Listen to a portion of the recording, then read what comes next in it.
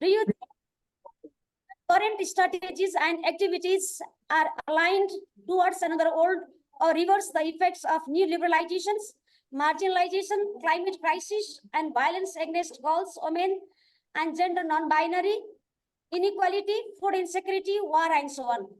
You might say no.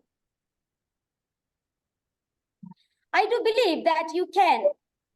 That said, let's sow the seeds for the creation of another world now. The time is now. Let's not wait for another second. Let's challenge our understanding of the old gender. Why we may ask, it is because the old gender includes equality and inclusion. If we use the mensuration instead of the gender, it categorizes people in two ways, mensurators and non-mensurators. Mensurators are people who are born with the uterus and ovaries, and non-mensurators means people born without them. This nomenclature expedites the inclusion either in ICU bed of pandemic or flood or earthquake or parliament or anywhere, and allows space for mensurators with disabilities, indigenous people or trans men or others who are born with the uterus and ovaries. Because we cannot imagine the place without the presence of mensurators. Let's challenge the JC, or Gender Equality and Social Inclusion Policy. None of the JC policies from UN to local level incorporate the discrimination associated with the menstruation, menopause, and its systemic and symptomatic impact throughout the life cycle of the menstruators in all diverse settings. Let's challenge the definition of sexual and gender-based violence. It doesn't acknowledge various forms of menstrual discrimination, including taboos, stigma, signage, abuses, violence, denial of resources and services due to menstruation. Let's challenge the power and patriarchy. Often, many of us blame to unequal power relationship and patriarchy for many things such as new liberalization or militarization, sexual and gender-based violence, climate crisis, human trafficking, lack of participation of women in peace and politics, and so on. Here, do they acknowledge the underlying cause of unequal power relation and patriarchy that construct and reinforce menstrual discrimination since childhood? Let's challenge caste discrimination. The abolition of caste system is expedited if there is an incorporation of dialogue on dignified menstruation. Because the caste system embedded with the religion and culture is like menstrual discrimination. Let's also challenge the current sexual and reproductive health and rights programs. Why is the global community struggling with stigma and violence when it comes to SRHR? Because they miss the menstrual dignity age of premise to it. And what about the Sustainable Development Goals? There are over 9 goals that could not achieve success without having menstrual dignity. What cares about it? Let's challenge the current menstrual movement. Do the menstrual management, period poverty, menstrual health, tampon tax, or free distribution of the menstrual pad programs address all forms of menstrual discrimination? Do they promote human rights or dignity of menstruators? Menstrual dignity is an optimum and holistic approach that creates another world where all forms of people, especially marginalized individuals and communities, will be leading as we expected. Do you think we can prevent hunger, malnutrition, or anemia without addressing menstrual dignity? Of course, no. Could you assure climate justice without addressing the various forms of menstrual discrimination? Last but not least, do you think the current democracy is inclusive? No, because none of the actors consider menstrual discrimination as a barrier for inclusive democracy. Dear friends, let's make our homes, school, communities, workplace, parliaments, and everywhere dignified, menstrual friendly in order to create the space for margin, especially for the menstruators in all diverse settings. Before conclude, a last question.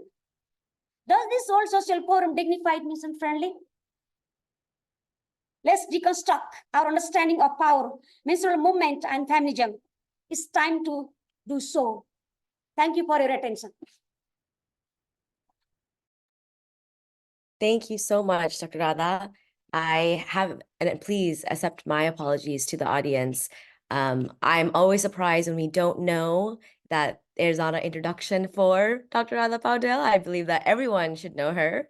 However, to give a little background, she was an anesthetic nurse and is a lifelong rebellion for dignified menstruation. She has worked for many years, especially for women in peace, politics, ending gender-based violence, although she did not find this justice and equality. And she alludes to that in her speech, asking, are we really working for another world? Are we challenging the status quo?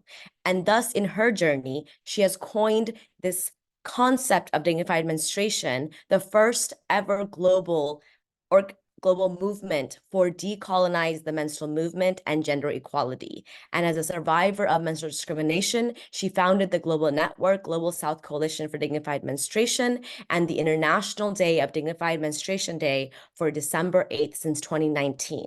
She has not only led development for the training manual for dignified menstruation, but also contributed in chapters on the same in many global books. She's a trainer, speaker in many different forums and organizations, and serves as a member for a few global coalitions and networks. So thank you so much, Dr. Radha Paudel, for your, as always, inspiration and for guiding us to really reimagine a radical new world. And you may be wondering who I am. So my name is Milia Dikari, and I use she and her pronouns. I am a doctor in training, and I am the director for the Global South Coalition for Dignified Menstruation North America chapter. Happy to be here with all of you today. And we have a dynamic panel ready for you. And I am excited to hear from our highly esteemed panelists through this lens of decolonization and reimagining feminism, a strong title, a strong initiator, and a strong panel. So here, let me give this a little introduction for our panelists. We have first Laura. Laura P. Contreras, and forgive me for any pronunciation mistakes, is an anthropologist and historian from Colombia. She conducts research in menstrual health with a feminist and decolonial approach. In 2013, she created the project Medicina de Mujeres, from which she advises and accompanies on the issues of menstrual, sexual, and reproductive health promotion as a main access to promote self-management of health, empowerment, and self-love in women and menstruating people. She currently directs the training in self-managed and decolonial menstrual health in the School of Menstrual Education. Next, we have Rewati. Rewati Karki is a disability activist currently pursuing her master's degree in gender studies in Nepal. She was born with cerebral palsy, and she stands for what is right and what is wrong. Rather than blindly following traditional beliefs, she advocates for the rights of the disabled, rights for the proper education, and dignified menstruation for all. She was in one of the core teams for education policy drafting of Kathmandu Metropolitan City, where she resides. And in that policy, she emphasized the importance of dignified menstruation. Then we have Samara. Samara Mortada is a feminist activist and a SRHR expert, currently partner and coordinator at Bonishika, a feminist organization in Bangladesh. She advocates for gender equality using arts to share youth's gendered experiences. Samara is a core organizer for the Rage Against Rape movement and a member of the coalition Feminists Across Generations. Her work on equal rights and bodily autonomy is featured in national and international publications. Welcome, Samara. Thank you. Then we have Harrison. Harrison Matthews originates from the Balaka district, which is a southern region of Malawi. Through his professional fields of agriculture, nutrition, and health, Harrison has worked diligently beyond measures in serving the rural communities within the life-changing interventions. He's passionate about the youth and has worked in creating increased access for youth for sexual and reproductive health services. He served as program manager of the Lunar Association for Nutrition and Dietetics Students, and he's working with Children and Women's Care Organization as a program manager, where he is leading the project for Get One and Be Sustained for 10 years, which is a training program for making reusable sanitary or menstrual pads, as we like to change it to, reusable menstrual pads and promoting menstrual health and hygiene. Thank you so much. Welcome all. And with that, I think that we should go ahead and get started with this because I cannot wait to hear more about what we are all thinking. So as we begin the first round, I want to explore a little bit about this World Social Forum's theme of Another World Now. This is a powerful action-oriented theme that actually originates from their 2001 theme of Another World Reimagined. But now we are calling on stakeholders to not only reimagine a new world, but to act urgently to create this new radical future now, because the continuous harm that is associated with menstrual discrimination, gender inequity, and pervasive neocolonization is killing us all and decreasing the quality of every single individual human life, especially of the most vulnerable and marginalized. So the first round question I'd like to ask is, what is your motivation for speaking in this panel today? And what does decolonizing the menstrual movement and reimagining feminism mean to you? And we'll start with Laura. Thank you, Millie, and hi to everybody. My motivation comes from insisting on other points of view to work in favor of menstruation and break the taboo and stigma that exists from the root.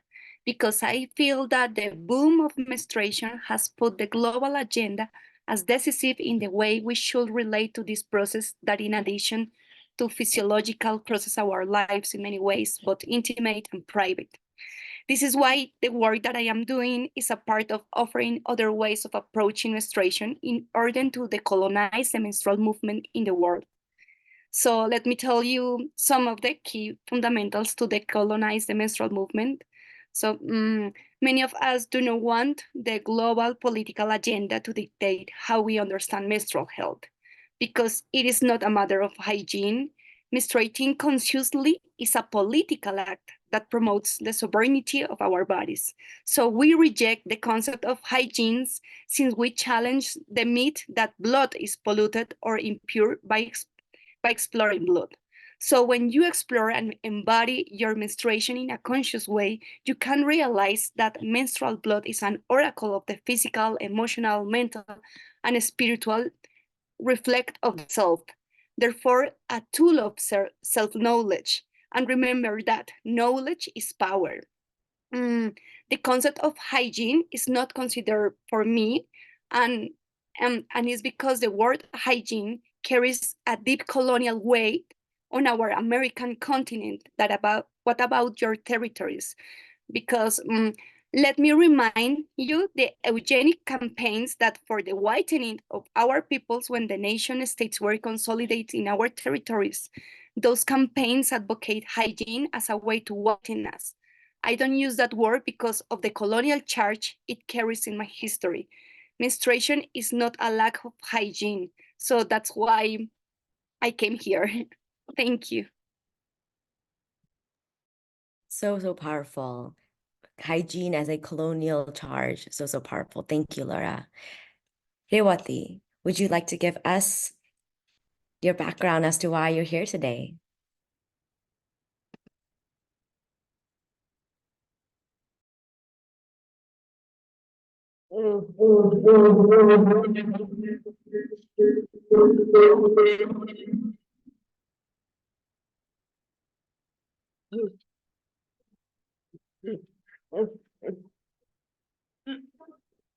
Dignified.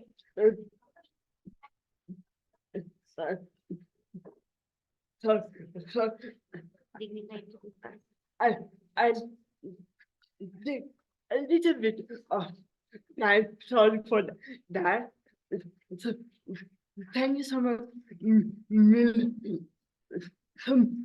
My motivation of speaking in this particular forum is that water support has been started from 2001, but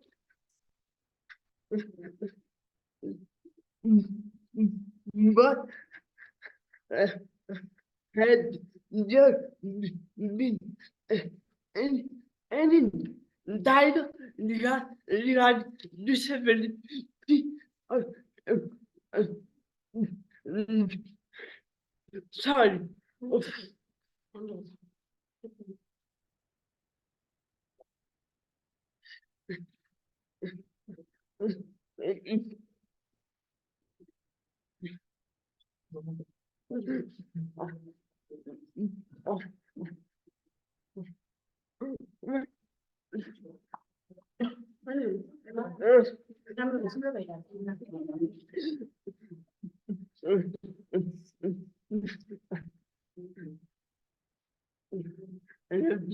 Can another question?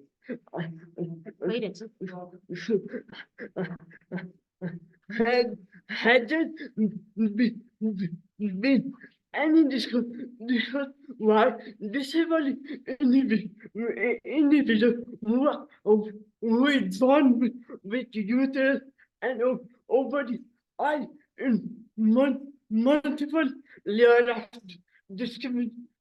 No, right? So, my identity as a disabled individual is a poor motivation to speak in this for I am that disabled individual who had been taught throughout my life uh, that because I I was born with uterus and ovary and not genital. So uh, uh, uh, uh, and I grew up. um, I I came to a sentence that I've been more sick from my dignity than nobody would. So yeah, that, that is my motivation to speak in this forum. Thank you. Thank you so much. I think it's so powerful what you said, that if I will not speak for my dignity, then who will? Immensely powerful. Thank you. Samara? Thank you. Thank you so much, Millie. And thank you so much for having me in this wonderful panel. Particular thanks to Radha and the Global South Coalition team. I think for me, the motivation was the title of this panel itself, Decolonizing the Menstrual Movement and Reimagining Feminism. Itself, to me, is very powerful. So when we think about menstruation and how menstruation is being looked at, as my previous panelists were saying, a lot of the discourse was driven by the global north, and what menstruation means, what feminisms mean. I think there is a lot of work that needs to happen there to decolonize it, to demystify it, to break it apart and relate it to what it means for each and every one of us. The language, I think, is very important, and what words are used. So hygiene and security as opposed to dignity, dignity for what I am, dignity for who I am, irrespective of my gender, irrespective of my age, irrespective of my menstruation journey and where I'm placed at in that regard. I think looking at all of that and redefining what it means is very important, and that was my motivation.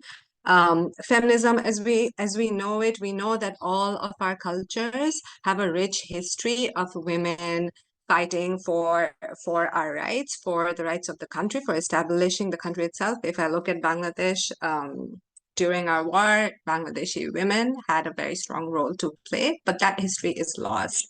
That is not, and the word itself, history, right? It kind of does not look at the journeys of women, and that is very much missing. And so a lot of it is also defined by the global north, but more and more conversations are now happening in the global south. If we look at the room today and the panelists today, this is really inspiring for me that all of us are from the global south or based at the global south. And so there is more discussions that are happening from this part of the world that need to happen and that need to look at our our cultural similarities, but also the diversity that lies in the global South, at how we look at ourselves, our lives, how menstruation is looked at, and how we associate ourselves with feminism. And so that has been my motivation to join this panel today. Thank you. Amazing. Thank you so much for joining us, Amara. And then we will have Harrison. Please let us know your motivations for joining the panel today and what decolonizing this movement means to you.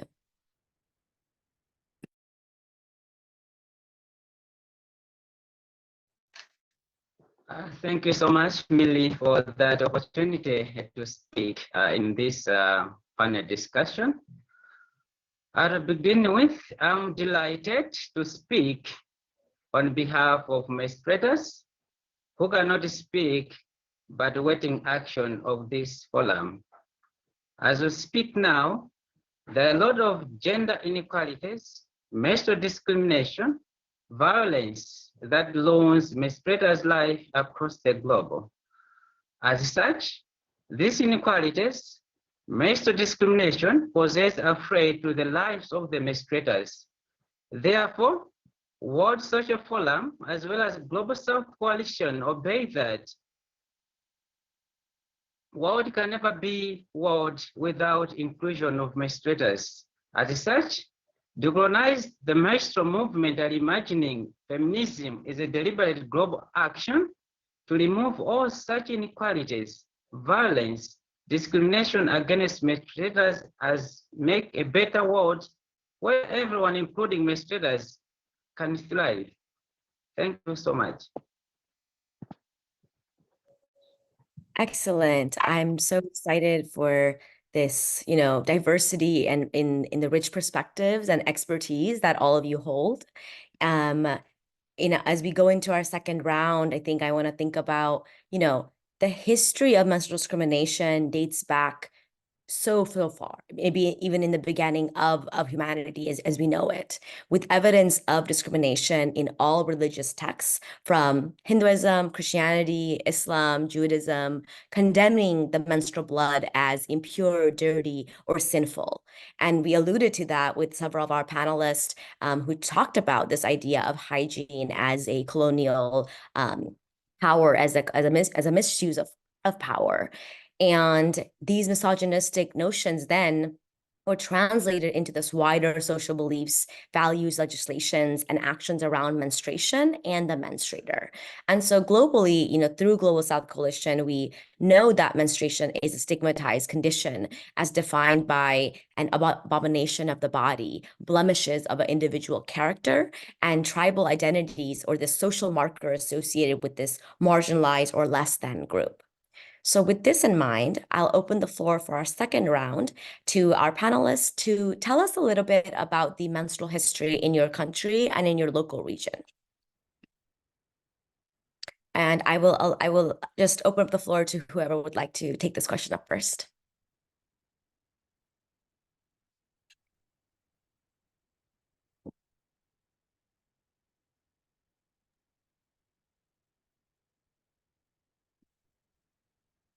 Go ahead, Rawati, please.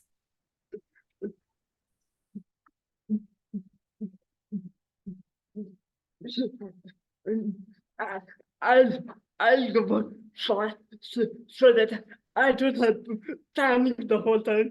So, yeah. So, thank you, Millie. Am I audible, right? Am I, yeah.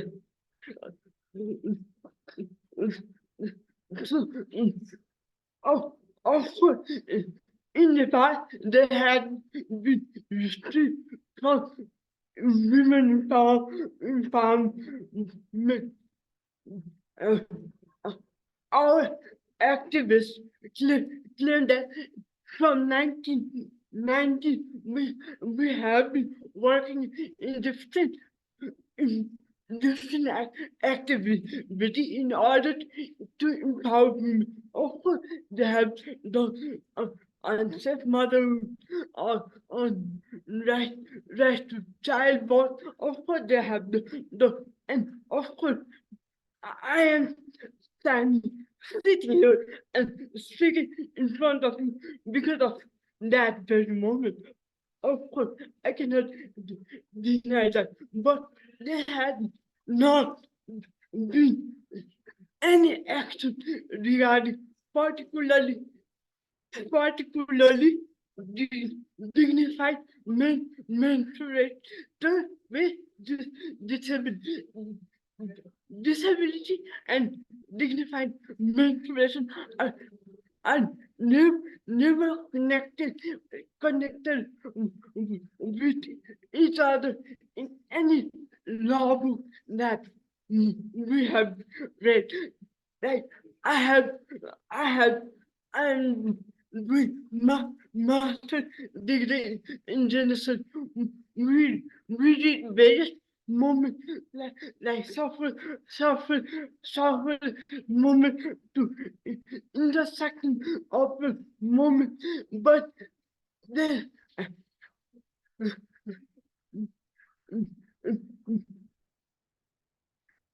sorry.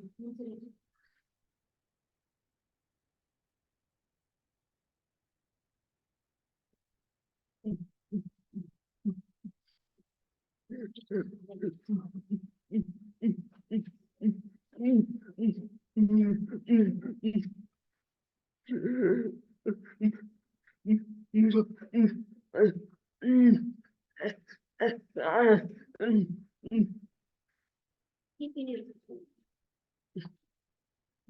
There is no problem, right?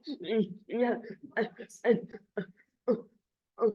I understand there had been mess mess mom like UK period poverty US standpoint tax Africa free bad distribution, but they are only connecting menstruation and tangible goods. They are not talking about the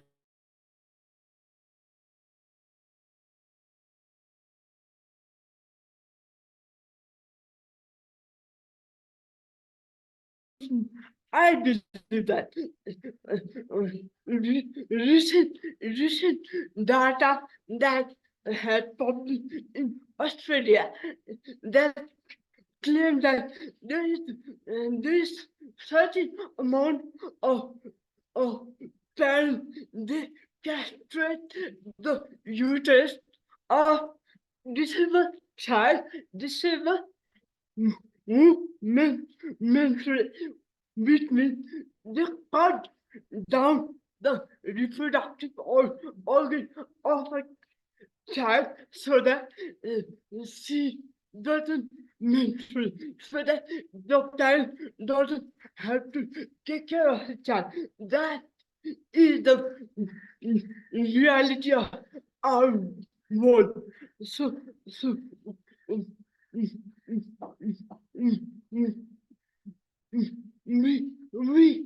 cannot imagine the hormonal change that the certain individual had to go throughout their life. And of course, there is different laws regarding national, international. Of course, there is law, UNCRPD or National Disability Act, which work with disabled, but there is no certain clause that ensure the dignity of menstruation. Of, as I said earlier, they had the safe motherhood, safe childbirth, but that's not only what we want from disabled perspective. From my moment, I want to challenge the Nepal government as well as UN to revise the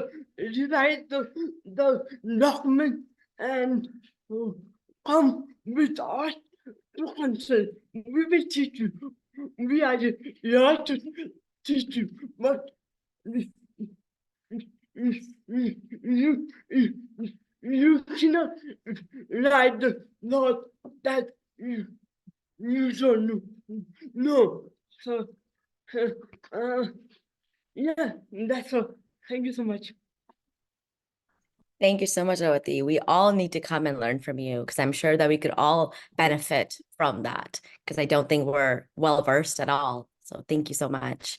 And to who will be our second person to give us a little perspective on your country and region.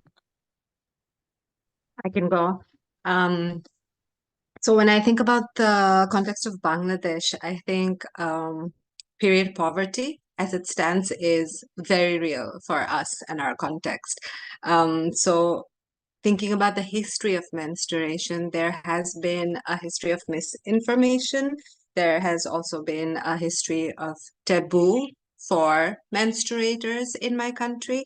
And that often leads to a lot of trauma, which is not addressed. So from the time when we are very young girls, the way in which we're treated, when and it happens, it's very common in many parts of Bangladesh, and I'm sure in other countries in South Asia as well, where menstruators are not allowed to sit and eat with other members of the family. Sometimes women are not allowed to cook or to touch food and not to go into religious places. In Islam, for example, Bangladesh is a Muslim-dominated country. We are not allowed to pray when we're menstruating and not allowed to touch the Holy Quran.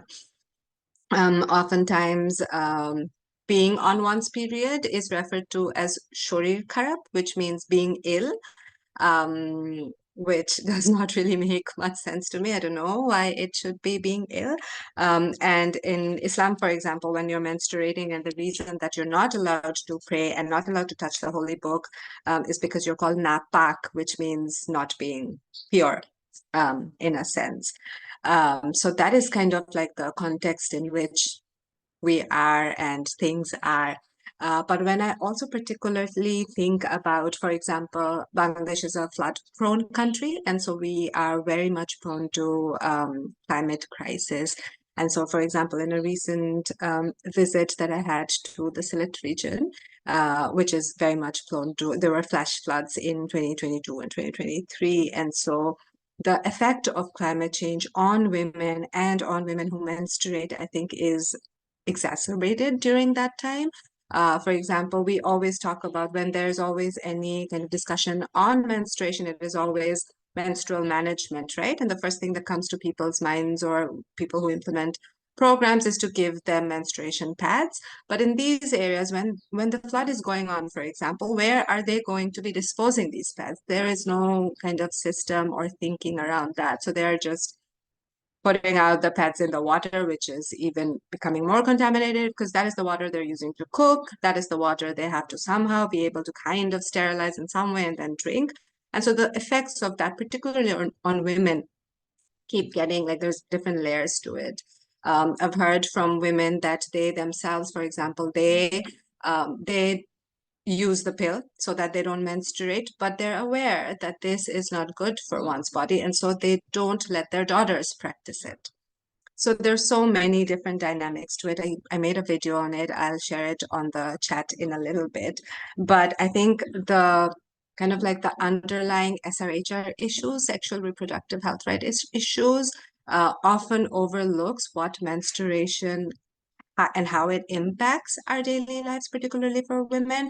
And so that is something that is very much missing in the historical context, in the discussions. When we think about gender-based violence, in a lot of these shelters, shelter homes, for example, when the flood is going on, the women, they have to go use the washrooms, particularly even more so when they're menstruating. And there's a lot of violence that happens there. And so the women don't feel comfortable going to the washrooms of shelter homes, which are supposed to be your safe homes. So the underlying kind of connections of gender-based violence and menstruation and SRH, I think that needs to be thought about a little bit more. But I think overall, when I think about the history, because of this question that I was given, I tried to Google and find out what the history of menstruation was in my country, right? And there isn't so much information available. And that kind of makes me think that whatever kind of basis that has been established is the basis of the colonizers, because that history is missing because if I'm sure if we look down like 200 years ago, menstruation wouldn't have been such a stigmatized issue, but that became stigmatized because of how it is now portrayed by a colonized kind of thinking and language around it. And if I look at like solutions that are available, we are now going back to using cloths for menstruation, which has been used in our parts of the world forever. And so there is that kind of cycle that we're going back to. And that makes me think if menstruation at all was such a big taboo, was such a big issue for women, say 200 years ago as it is now, and whether these battles would have to have been fought had we been not colonized. So I'm just going to leave it at that. Thank you. Thank you. Very powerful. You touched on a lot of different topics there. Laura, would you like to add to that? Thank you, Millie. As Samara said, more than history, I want to talk about the context about menstruation in my country. I come from Colombia, and it is located in South America. And Colombia is a pluriethnic and multicultural country, so you are going to find many different ways to conceive the menstruation, but most of them carried with a deep stigma and taboo. So you can find some cultures that are still celebrating the first blood, and it is an important moment for the community, but also you can find a lot of communities where the first blood is a risk for the girl because they still think that with the first blood she's allowed to get married. So it is complicated because in an anthropological way, you can think that is the path of some culture and you have to respect it. But if you analyze in a depth way, it is a form of subjugation in which power is exercised by the stronger adult towards the least strong, so which is the girl. So this becomes a colonial issue because it is a practice of power and subjugation. In another way, the communities that carries the legacy of the Christian religions, that it is the more, still reinforce the taboo and stigma of menstruation, and also of all of the sexual and reproductive organ issues concerned, no? That Samara said is the same here. That's why you can still find in European societies people that doesn't know in which consists the menstrual cycle, and girls that get her first bleed without knowing what it consists of. However, the menstrual movement in Colombia has grown significantly in recent years. This has made menstruation visible in other ways of understanding and inhabiting it. The incursion of reusable items to manage menstruation has favored the breaking of the taboo around the menstrual blood. But the interest of several women and menstruating people to promote body literacy projects, especially menstrual education, has also been significant.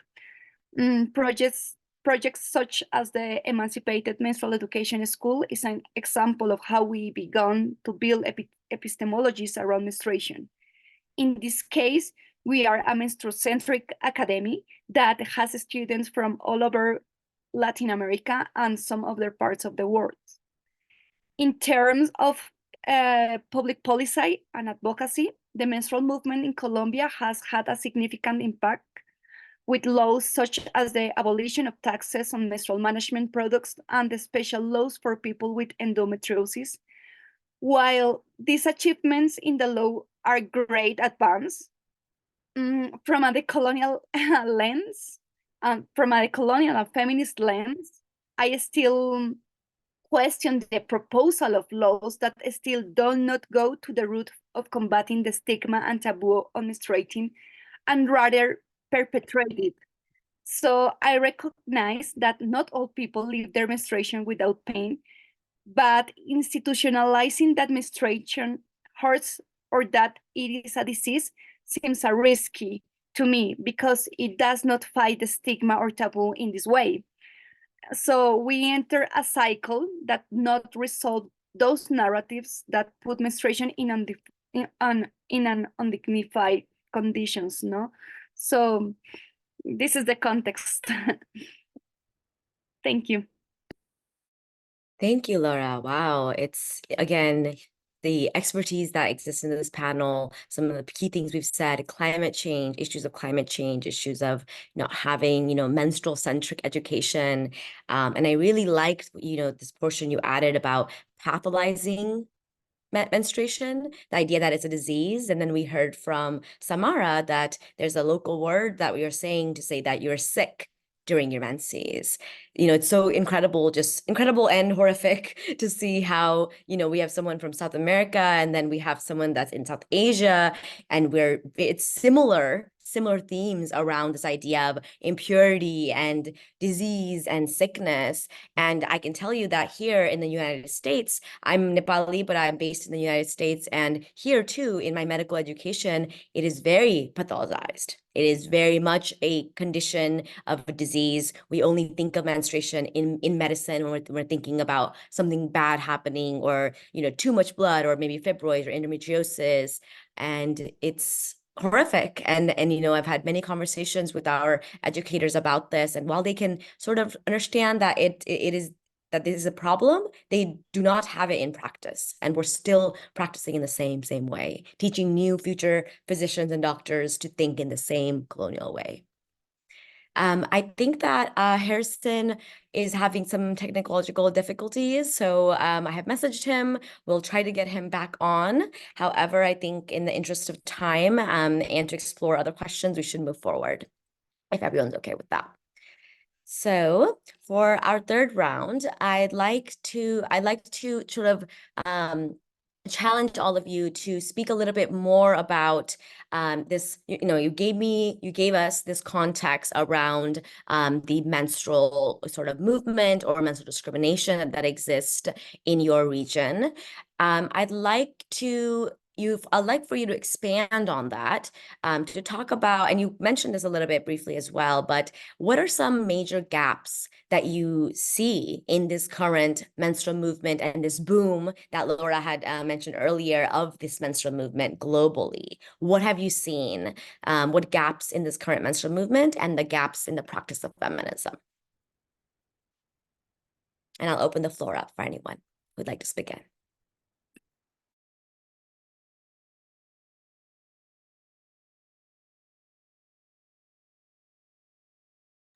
Yes, please, Dorothy, please take it away.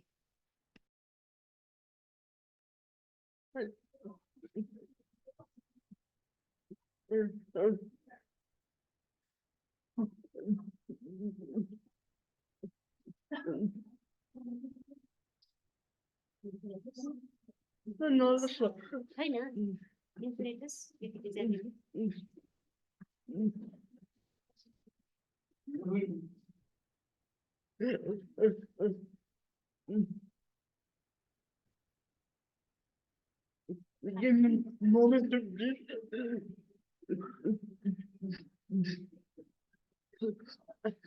I I want to give few examples so that you could connect directly. So one of the examples from my experience is that I have been in various therapy center as a child, and physical exercise for various reasons. My hand, my legs, my speech therapy, various reasons. I had been in various organizations of disabled school. So as I grow older, I have been able to walk. I have been able to pursue my education. So, uh, 2 years ago, I have uh, teach and and it's school. But when as a child, I was there as a student. But there were two friends of mine where we used to do exercise together. We used to fight together. We used to talk together. We three girls with December were there, right? So, so one being me and two are still there. They're still fighting for their life. Their, uh, their body are not properly function still now. They are still working on their body and when I meet their parents, they were so happy to you were my my child's friend, right? And I was so happy. But as I teach there in the class, uh, as I communicated with the parents, the two parents always continuously tell me that I wish that my child would die before, so that I don't have to take care of our blood every day. This, this because she believes her own parents wish her to die. So this is the reality of our so-called family moment. And I don't know, with community, it is focusing on, but it is not focusing on people. So another example, and I am I am one of the core team of education policy drafting team of Kathmandu metropolitan city as we draft the policy. We have to revisit the previous uh, policy. And there, firstly, there's not a single allocation of dignified menstruation.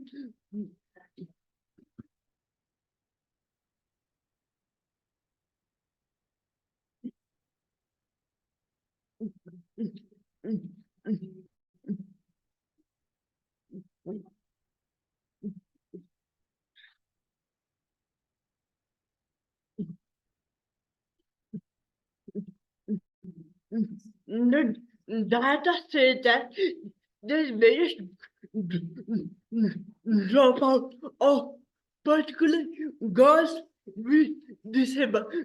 Because the data doesn't say that it is because of menstrual discrimination, but as a as a human, we can analyze the the toilet is on the second floor, and I am a visual user.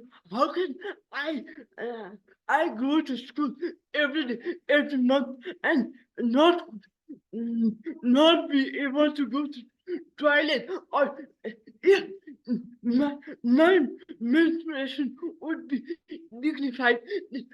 I don't have to rely on that toilet.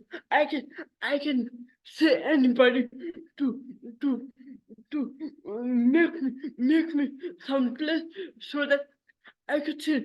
So there are ways to read and everybody said that this is what I've been dependent. Firstly, they are not educating your child. We don't have a dignity. Dignity from the day we birth, we lost our dignity. So I don't. And finally, last example of my own. I'm studying master's degree in gender studies, and there is so many problems in that curriculum. We are reading about Millennium Development Goals and mm, um, and political right, private public sector right. Of course, that is important, and most things that not important, but but in order to be there politically, in order to be there, we need to start from my dignity.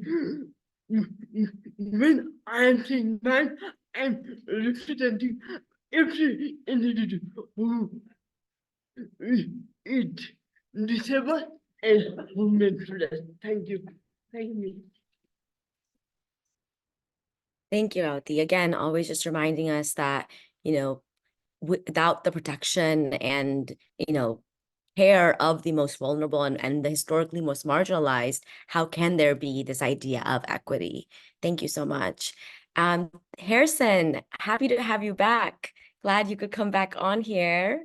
I hope you can hear me okay. I will go ahead and give you the floor now. We also already did a round while you were connecting back with us. So would love to ask you to talk a little bit about the menstrual movement context in your region, and then also let us know what are some gaps in the current menstrual movement that you see and the gaps in the feminism movement. Thank you so much, Millie, for giving me this opportunity to speak. The impact of menstrual inequality appears to be far-reaching. Inasmuch as menstrual discrimination, gender inequalities remain elusive in several parts of the world, from a personal point of view, yes, there are still gaps that need to be filled with maximum speed.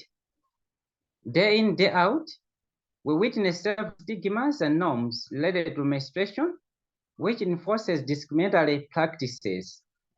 These menstruation-related barriers in schools, workplace, health services, and public activities perpetuate gender inequalities across the globe. Despite the fact that some countries across the globe, despite the fact that some countries across the globe, despite the fact that some countries across the globe, this menstrual movement are taking its shape, aiming at normalizing the conversation around menstruation, researching the cost of menstrual products, and encouraging the promotion of community health literacy. But not all countries are adopting it. It is therefore in mind that we cannot progress and or achieve gender equality if menstruators are left behind. As such, there is a need of multidimensional structural policies to govern promotion of agency in individuals and communities, to enable opportunity for menstruation education, access to menstrual products, health care services, and adequate menstrual management facilities. This being the case, there will be a heavy cost to be incurred if action is not taken seriously to spearhead menstrual movement. Thank you. Thank you, Harrison. I agree. I think there's a big boom in the movement happening, and I'm curious to see what Laura and Samara feel about this boom in the menstrual movement and gaps that you see. Samara, would you like to take us? Sure. Yeah, I think I'm not, unfortunately, as positive as the others because I do see more gaps than the boom or the work that is happening. Particularly if I think about Bangladesh, for example, there is a lot of work happening on SRHR issues. There are a lot of very strong feminist movements, and there's a lot of work that is happening on gender-based violence. But how all of that links to menstruation, dignified menstruation, and then an overall movement on dignified menstruation has not happened in my country yet. Myself, for instance, I did not, like, I always thought about the fact that why do I have to hide or shy away from the fact when I was menstruating? Why is this like shori kharap, as they say here? But I never thought about it in terms of dignity and that it is my right and that I should deserve respect for when I menstruate, for when I have a menopause, right? And before joining the fellowship on with Global South Coalition, I did not think about it in that aspect. And so this is very much something that is lacking in my country. In terms of gaps, of course, there are gaps in policies and gaps in laws. We still do not get leave from work when we're menstruating, and that has to kind of go into our sick leave. And we will not say that we're menstruating. We'll just say that, oh, we have a fever or something like that. So I think more than anything, what is missing is conversations, openness, and being able to talk about it, to talk about the fact that I'm menstruating and it is okay.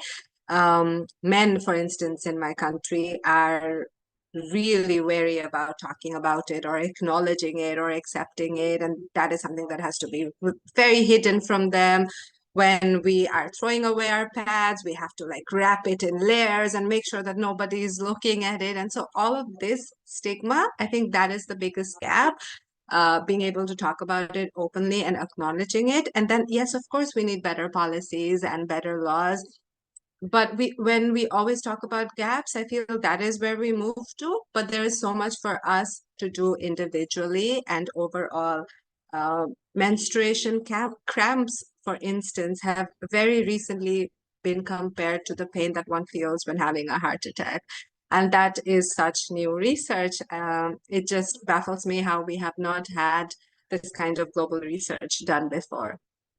When we look at the media, the color of blood is still in advertisements, it's still shown to be blue, and I do not know of anybody who has blue blood.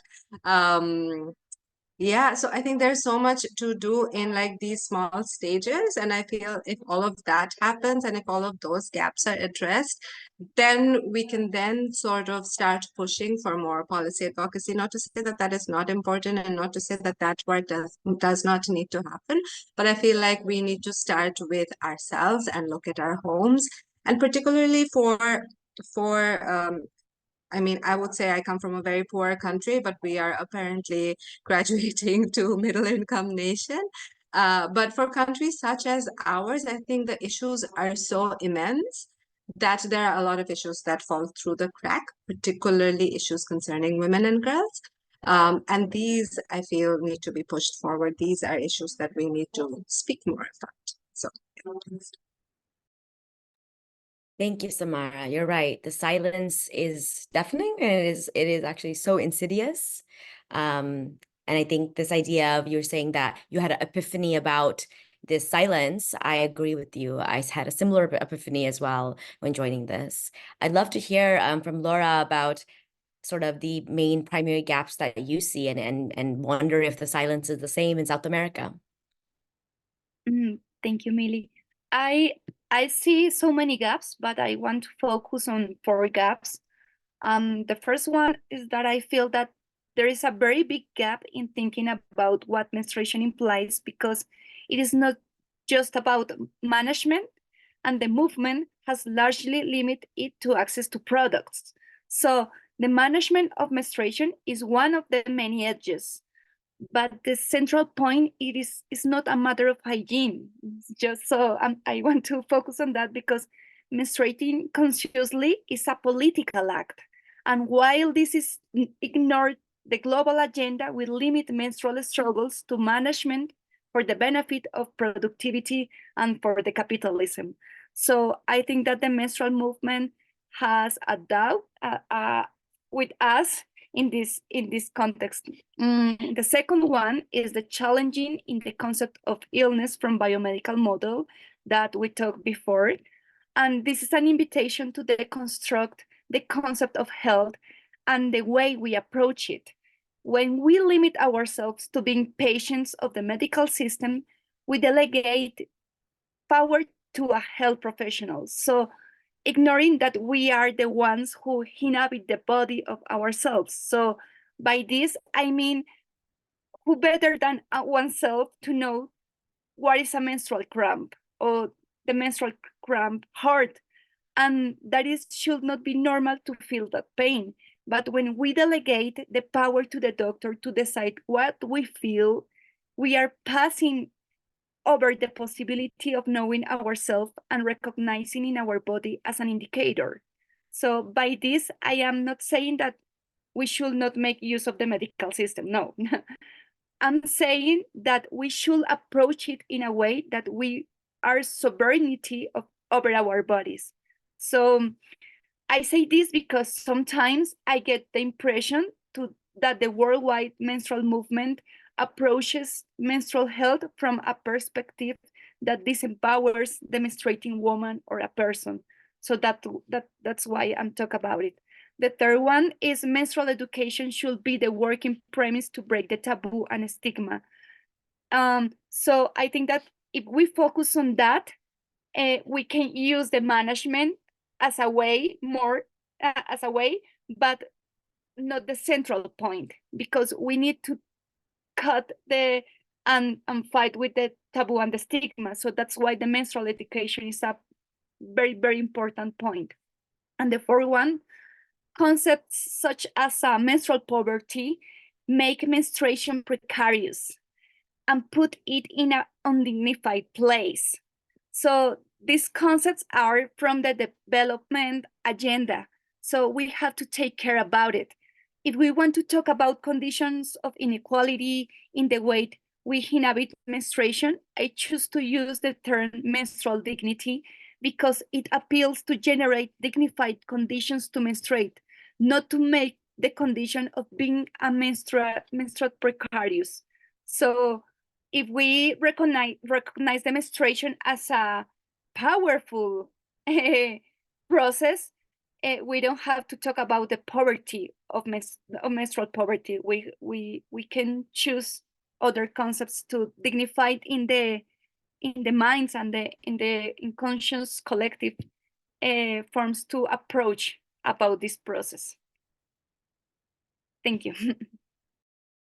100%. I definitely agree with you in those thoughts. I think those are very, very powerful. And I think that, and I think that for this next round, I believe I know all of your answers for this question.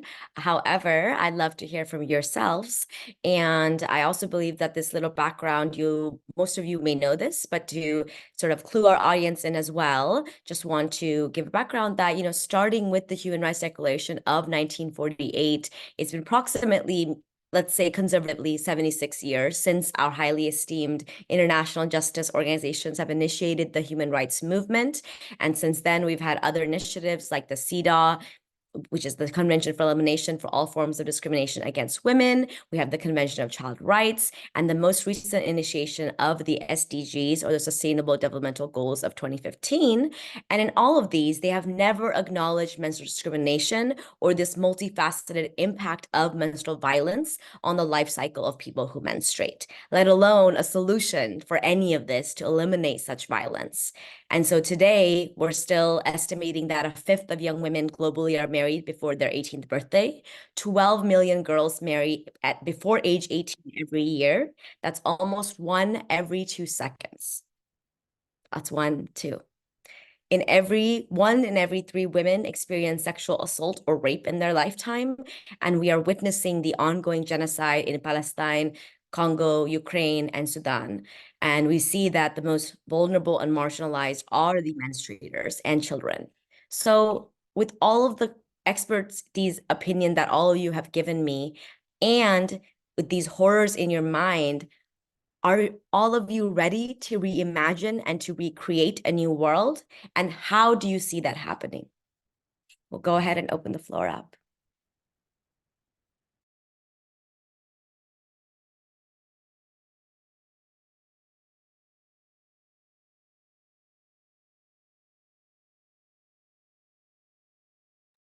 Please take us away, Ravi. Yeah. So, of course, we are here to change, of course, and totally and fully committed to create a new world. Know that it's possible, but still, we will do that. Not that we will go in March and we'll create the new world. We are here and we will stay here and we will change, change the policy, change the mindset of the people, change the document that Nepal government holds, and of course,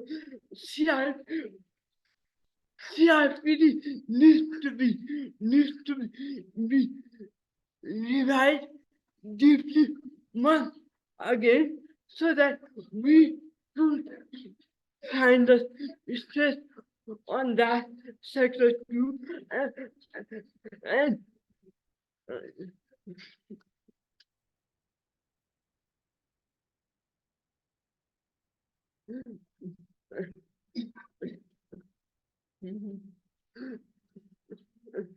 and so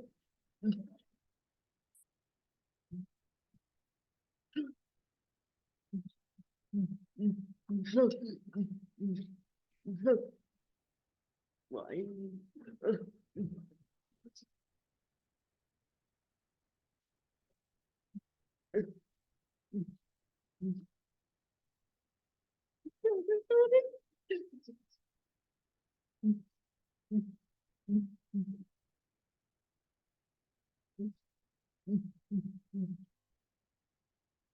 okay. From this platform, I want to declare that menstruation is not a 7 days a month. It's a life cycle.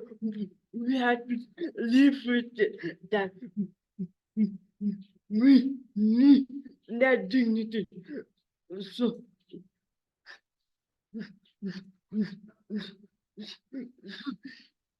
in order to do that, we need to conduct more research and we need to more funding for that. Thank you. Thank you so much, Avati. I agree 100%. Samara, are you ready to reimagine a new world? And how will you be doing that? I am ready, Millie. I think for me, a new world has to be feminist. I think that is the main solution, and that is the solution I keep advocating and looking at feminisms broadly, as I was saying earlier, not just one way of defining feminism. Based on the issues that all of us spoke about, first and foremost, obviously, like I was saying, we need to talk more about it. We need to talk about dignified menstruation as long as we keep using this terminology, I think eventually it's going to be picked up and the conversation's going to shift from protective measures to more around dignity. I also feel like how you were saying menstruation is not recognized in the CEDAW. So when these discussions of the themes of, say, International Women's Day and 16 days of activism and things like that, where pretty much all development practitioners and beyond all people take part in these discussions, I think there needs to be more thematic focus, particularly on menstruation. Also, for example, this year's International Women's Day theme is to invest in women to accelerate progress, and how these kind of more broad thematic areas leads and relates to menstruation. I think that needs to be stressed on. But the work needs to happen at all levels. The work cannot just lie on our shoulders, on us who are part of the movement or are advocating for dignified menstruation. There is a lot of work that obviously needs to happen by governments in terms of better laws and policies. There is a lot of work that needs to happen in the private sector. For example, when we're talking about, say, the availability of water for SRHR issues concerning women, there is a role that the private sector plays there in order to be able to have sustainable measures equipped in those areas. There is a very strong role of the media in order to change narratives, change how ongoing conversations take place, and make menstruation a household topic where everyone talks about it without feeling a sense of shame and fear and kind of stigmatizing it further.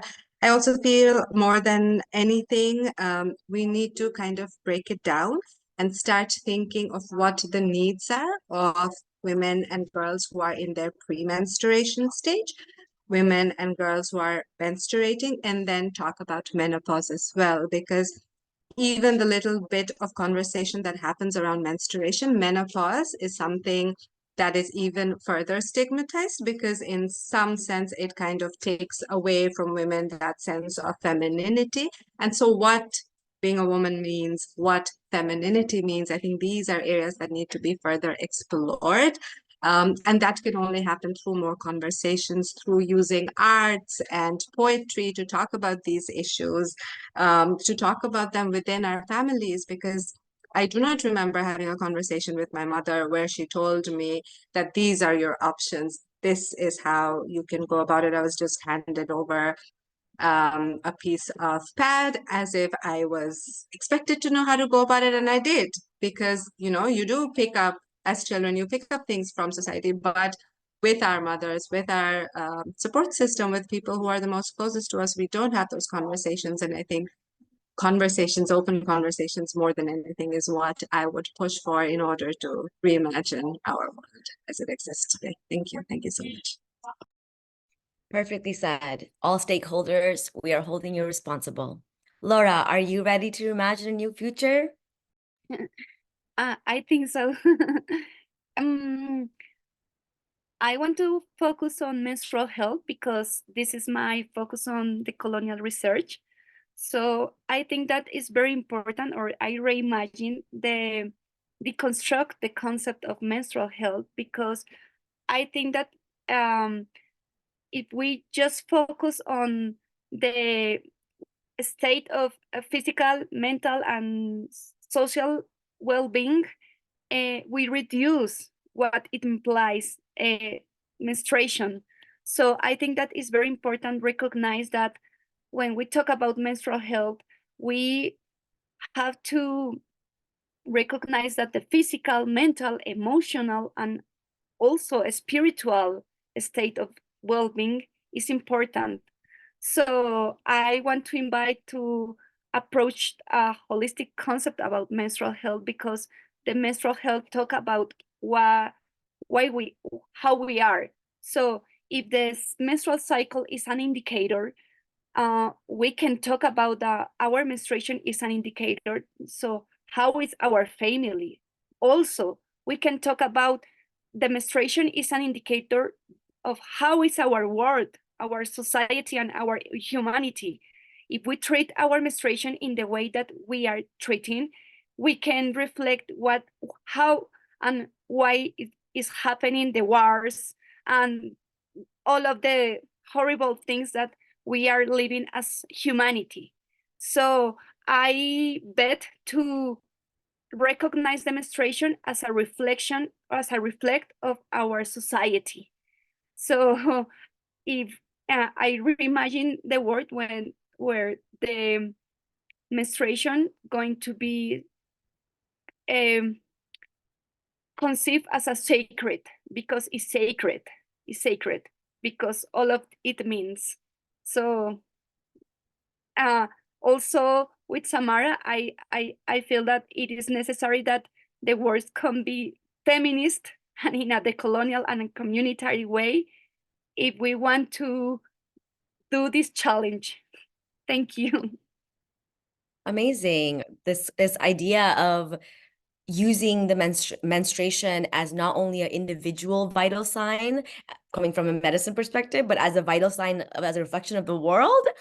Mind-blowing. That's an amazing thought, Laura. will have to credit you for that when I use it in my future practice, because that's amazing. Harrison, we'd love to hear from you about what does this new reimagined world look like with the dignified menstruation? Well, that world full of gender equality, equal treatment is possible, and it's what I'm looking for. We're all aware that it can never be a society without inclusion of menstruators, and the world cannot be progressing behind. Therefore, countries must recalibrate policies that need to be inclusive for non-binary and trans people, as well as vulnerable populations. More importantly, new world we are recreating and reimagining today can be more powerful and effective if huge investments and collective actions are made in promoting dignified menstruation in all level structures, that's global, regional, national, and community, so that population should have better access to accurate menstruation-related information and knowledge, and create greater equal opportunity. That should also increase menstrual movement and health professionals training, as it will necessitate improvement of access to and quality of menstrual health care, but also gender equality. That's the world that I'm imagining. Thank you.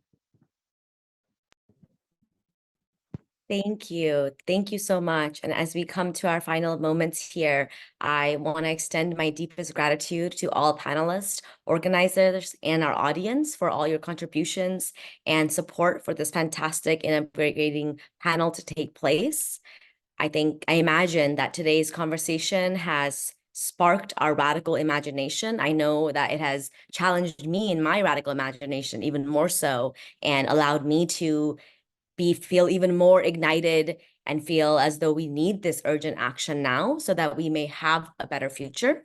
And to sort of conclude all of our different perspectives and ideas around dignified menstruation, I think sufficient is that dignified menstruation is this framework that is multidimensional and transformative, not only for menstrual equity and justice, but for a complete understanding of menstrual discrimination's origin in patriarchy, colonialism, and the sequelae of the socio-health consequences to our very humanity. This is a movement of resistance, and it is the fourth wave of feminism. And I think that we can take this on and we can incorporate it into all of our different works. I think we're entering maybe the last minute of our event today. And so I want to give the audience an opportunity. Apologies for the time limit, but if there's any burning questions that anyone would like to get out, I want to give you this small opportunity before we do have to conclude. And if not, I will read through some of these comments because they're amazing. I don't know if our panelists have gotten a chance. So while we see if there's any questions, we have some comments here just talking about, happy to listen to Rawatiji. Yes, we're also here to support you in your movement. Agreeing with Samara, there's a lack of involvement of non-menstruators in menstrual activities.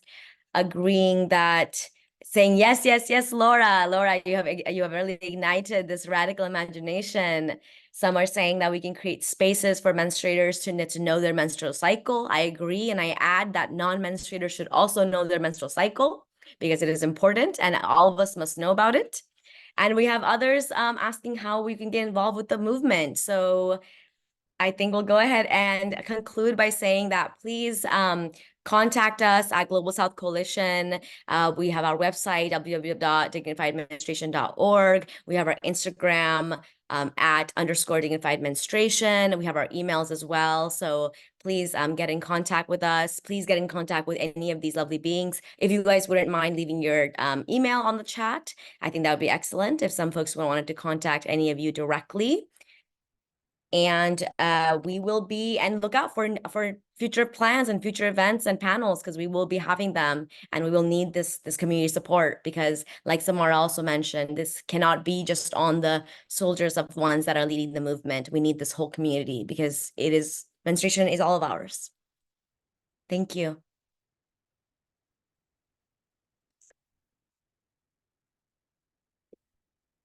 Let me write our website.